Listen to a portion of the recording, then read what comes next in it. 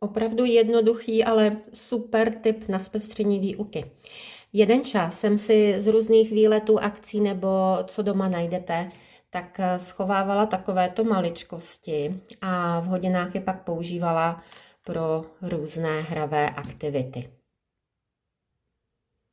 Určitě se vždycky nabízí guess the thing, ale jelikož je tato krabička průhledná, tak to dělám tak, že přesypu pár věcí do pytlíku a student si vytáhne, popisuje, ostatní hádají. Nebo naopak, studenti kladou otázky, aby uhodli danou věc, ale musí klást jenom jasnou questions.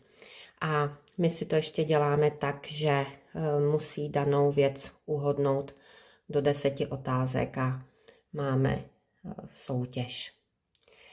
No, určitě to vždycky tu výuku prostě oživí, zpestří. Myslím si, že takový jednoduchý tip.